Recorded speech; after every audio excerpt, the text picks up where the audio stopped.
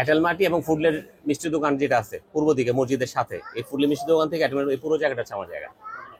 এটা 14 শতাংশ জায়গা। আমি আজকে কাজ করতে গেছি, করতে যাওয়ার পরে প্রথমে কয়েকজন লোক আসছে, তারা কথা বলছে, 1-1.5 ঘন্টা আমাদের আলোচনা হয়েছে সেখানে মিডিয়ার সামনে, কোনো সমস্যা হয় নাই। এর মধ্যে কাউন্সিলর সুকু ভাই আসছেন, সুকু ভাই এসে উনি বলতেছেন যে আরেক দাগের কথা। তো আমি বলছি যে না, এখানে আমাদের দাগ একটাই, রাস্তার মুখ থেকে পিছন পর্যন্ত 14 শতাংশ, এটা আমাদের পুরোটা এক দাগ। এটা ওনারা যেটা বলতেছেন এটা আমার কাছে সত্য না, কারণ আমার মৌজা ম্যাপ আছে, মৌজা ম্যাপ আমি দেখছি জায়গাটা। হঠাৎ করেই সুকু ভাইয়ের পরে রানা আসছে, রানা কোনো কথা বলেন, রানাকে আমি বললাম আপনি সামনে আসেন, মিডিয়ার সামনে কথা বলেন। উনি খুব রাগ দেখাইলেন। ঠিক রাগ দেখানোর পরে পিছন দিক থেকে আমাকে কয়েকজন আঘাত করছে মাথায়, কয়েকজন আঘাত করবেন। আমি তো বুঝে উঠতে পারি, কারণ আমরা তো মারামারি করতে, আমার জায়গায় আমি কাজ করবো, আমি মারামারি করবো কেন? আর আমি ব্যবসায়ী মানুষ, আমার ব্যবসা করতে হবে। হঠাৎ করেই তারা পিছন থেকে কয়েকজন হামলা করে বসছে। এই হামলার এক পর্যায়ে বেকু ছিল, আমি যেটা শুনতে পাচ্ছি বেকুটাও ভাঙচুর করছে। আমি এরপর আহত হয়ে হসপিটাল চলে আসছি। ওনারা আবার আরেকটা পাল্টা অভিযোগ করলেন যে তাদের স্বেচ্ছাসেবক দলের যে সদরের যে সেক্রেটারি, তাকে জামাত এবং শিবিরের যে লোকজন তারা মারধর করছে। এটা মিথ্যা কথা। আপনি ভিডিওতে দেখেন, জুলাস সে আমার অনেক পরিচিত, পুরো পরিচিত। আজ থেকে প্রায় 10-12 বছর আগে থেকে তার সাথে আমার সম্পর্ক। সে আসার পর আমার সাথে কোনো খারাপ কথা বলে নাই, আমি তার সাথে বলি। আমি তার একটা কথা বলছি, ভাই আপনি দায়িত্ব থাকলে আপনি কাগজ নেন, আমিও কাগজ নেই, এখানেই সমাধান করেন। আপনি পাইলে আমি চলে যাব, আর আমি পেলে আমরা বুঝাই দেন। তখন উনি বলে আমরা সিটি কর্ম থেকে আসছি। আমি তো সিটি কর্ম থেকে এখানে আনছেন, এটা আমি জানি, সিটির মধ্যে রাইট নেই এখানে দেওয়ার। আপনি দেখেই তো কথা বলতেছেন। ওর সাথে আমার কোনো কথা হয় না, এবং বরঞ্চ যখন যে ওরা আমাকে হিট করতেছে ও সেভ করার চেষ্টা করছে, এবং আমি তারে মারতে যাবো কেন? আমি তো মারামারি প্রস্তুতিই নেই আমার। আমি তো চিন্তাই করি যে এখানে মারামারি হতে পারে। আমার কোনো ব্যবসা করবেন, মারামারি করবেন, ব্যবসা তো মারামারি জায়গা না। আমি তো আইনগত প্রক্রিয়া আছে, সিটি কর্পোরেশনের বিরুদ্ধে আমার মামলা চলতেছে, আমি 140 ইস্যু করছি, এখানে তারা কাজ করতে পারবে না, কাজ বন্ধ থাকবে। এবং আজকে তারা যে আমাকে আঘাত করছে, এই জন্য আমি আইনগত ব্যবস্থা নিব অবশ্যই। হঠাৎ একটা ফোন আসে যে আর্মির ক্যাম্প থেকে, তখন আমাকে বললো যে আপনি এই একটা দোকান সেটা জোরপূর্বক আটকেছে। আমি না, আসলে এটা কথাটা আপনার তাদের অবগতির জন্য আমি বললাম যে না, আসলে এটা কথাটা সত্যি না। কারণ হলো আমি হলাম ভাড়াটিয়া, সম্পত্তিটার মালিক হলো সিটি কর্পোরেশন, আমরা ভাড়া নিছি, আমরা পে করছি সিটি কর্পোরেশন থেকে একটা নির্দিষ্ট সময় নিয়ে আমরা ভাড়া নিছি, আমি হলাম ভাড়াটিয়া। তখন সে বললো যে ঠিক আছে, তাহলে আপনি আমাকে ভাড়াটিয়ার কাগজটা আমাকে পাঠান। আমি বললাম যে ঠিক আছে, তাহলে আমাকে 1 ঘন্টা সময় দেন, আমি একটু অফিসে যাই।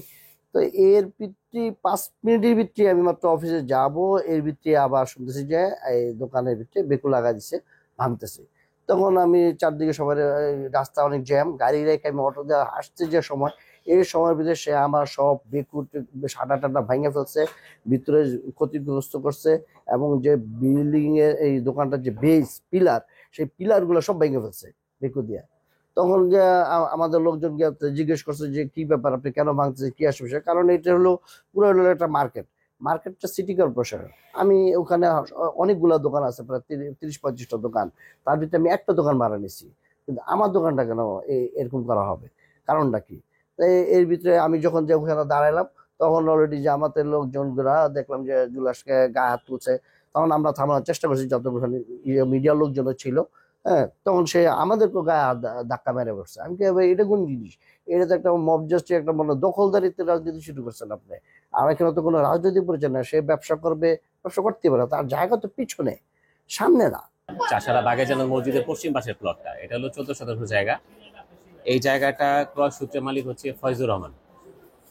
উনি সম্ভবত 2003 অথবা 2006 এই জায়গাটা কিনছেন। কেনার পর ওনার নামে আজকে পর্যন্ত আপডেট, খাজনা, মিউটেশন সব আছে। তো 2011 সালে হঠাৎ করে সিটি কর্পোরেশন বললো এই জায়গার মালিক তারা দাবি করে তারা কোর্টে একটা মামলা করছে। মামলার এভিডেন্সটা হচ্ছে CS পর্চা, আপনার এই খতিয়ান নাম্বার 5, ওই খতিয়ানে 97% জায়গা আছে। তারা এই পুরো জায়গাটার মামলা না করে আমার 14 মামলা করে। মামলা করার পরে আজকে পর্যন্ত মামলা আমরা চালাইছি। আমি পাওয়ার অফ অ্যাটর্নিতে মালিক, 2013 সাল থেকে আমি পাওয়ার অফ অ্যাটর্নির মালিক। কোর্টে প্রতিবার সিটি কর্পোরেশন লয়াররা শুধু টাইম পিটিশন দেয়। আজকে 14 বছরে তারা কিসে বলে মালিক, এটা এভিডেন্স তারা জমা দিতে পারে নাই কোর্টে। এবং গত তারিখেও জজ সাহেব বেশ উকিলকে কথা বলছে যে আপনারা এতদিন হলে কেন পারেন না। এমত অবস্থায় আমি এই 5ই জুলাইয়ের আগে তো আমরা 5ই আগস্টের আগে তো গত বছর আমরা কাজ করতে পারি নাই, এটা দখলে ছিল আরেকজনের। তো পরিবেশের পরিবর্তনের পরে আমি সেখানে কাজ করব এই প্রস্তুতি নিয়ে আমি গেছি। যাওয়ার মধ্যেই আপনার এখানে বাধা আসে রানার পক্ষ থেকে, স্বেচ্ছাসেবক দলের সভাপতি যে রানা। তো রানার সাথে আমি কয়েকবার বসছি যে এটা তো আমার জায়গার সব কাগজপত্র আছে, এই কাগজের এক সেট রানা নিয়ে গেছে দেখার জন্য। নিয়ে যাওয়ার পরে আমি জানি তার সাথে আর কোনো সমস্যা নেই। পরে খোঁজখবর নিয়ে জানলাম সিটি কর্পোরেশন এই জায়গাটা বরাদ্দ দিয়েছে একজনের নামে গত বছর। তো এই বছর মার্চ মাসে তারা বরাদ্দ দিচ্ছে। তো ওই ব্যক্তিকে আমি চিনি না, খোঁজ করছি যে সে বরাদ্দ আনছে। আমরা সিটি কর্পোরেশনের কথা বলছি যে আপনারা মামলা করছেন, মামলার রায় পেলে আপনি জায়গা দখল নিতে পারেন বা আপনি ভাড়া দিতে পারেন, কিন্তু মামলা করেই তো আপনি জায়গা দখল নিতে পারেন না।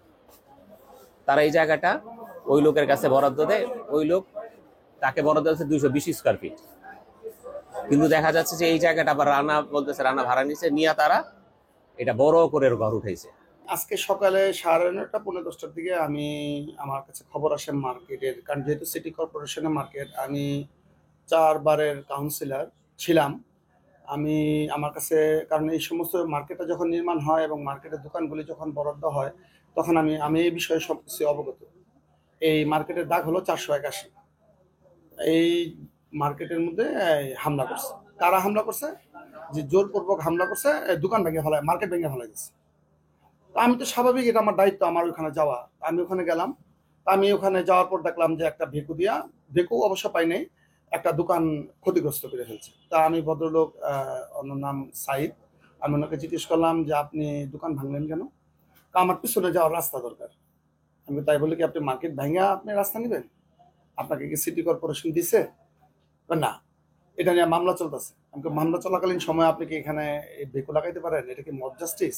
তো ওনার সাথে অন্যান্য অনেক লোকজনই ছিল, যে আপনি কি সারা দেশে যে মব জাস্টিস চলতেছে, আপনি কি সেই স্টাইলে সিটি কর্পোরেশনের জায়গা দখল করতে চান?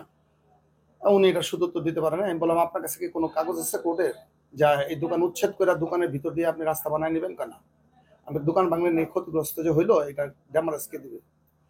এটা প্রয়োজনে আমি দিব। আমি দিব, আপনি ভাঙা সবকিছু করে আপনি দিবেন, আপনার ব্যাপারে কি আইনগত কোনো ব্যবস্থা নেওয়া হবে না? আমরা আইনগত ব্যবস্থা নেব, কারণ সিটি কর্পোরেশনের প্রপার্টির মালিক, এই প্রপার্টির দিকে রাখার দায়িত্ব তো আমাদের।